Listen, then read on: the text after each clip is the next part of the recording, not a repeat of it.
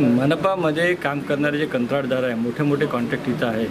कचरा संकलनाचं काम आहे, नाली सफाईचं काम आहे, करोडो रुपयाचे काम आहे. आणि या सगळ्या कंत्राटदारांनी मागच्या 5-7 वर्षामध्ये सरसकट किमान वेतन कायद्याचं उल्लंघन केलं.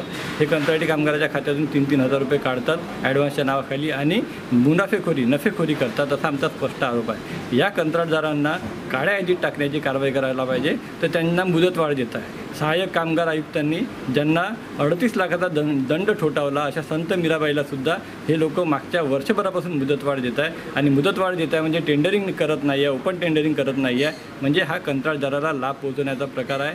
CDC नावाची कचरा संकलन करणारी कंपनी आहे. 7 वर्षापासून कंत्राटी कामगारांना किमान वेतन दिलं नाही, वारंवार पत्रव्यवहार केला. म्हणजे हा सगळा कामगाराचं शोषण करायचं आणि कामगाराचं शोषण करून पुरस्कार मिळवायचे ही काही योग्य बाब नाही आहे. त्याचप्रमाणे कचरा संकलनाचं जे काम आहे ते आता 10 वर्षासाठी यांनी तयार केलेलं आहे, कंत्राटदाराला फक्त लाभ पोहोचवण्यासाठी.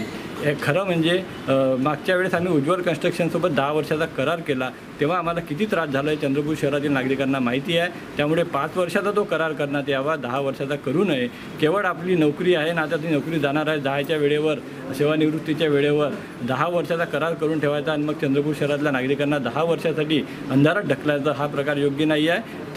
त्यामुळे विविध कंत्राटी कामगार कंत्राटाच्या बाबतीत जे भ्रष्टाचाराचे प्रकरण आहे ते आज आम्ही उघडकीस आणले. मास्क खरेदीचं प्रकरण असेल, डब्बा घोटाळा असेल, क्वारंटाईन सेंटरवर जेवण पुरवण्याचं प्रकरण असेल, याचा पाठपुरावा आम्ही सतत करत राहू. या सगळ्या प्रकरणामध्ये जे दोषी कंत्राटदार, जे दोषी अधिकारी असतील त्यांना शिक्षा झाल्याशिवाय आम्ही स्वस्थ बसणार नाही, असा जनविकास सेनेचा या ठिकाणी निश्चय आहे.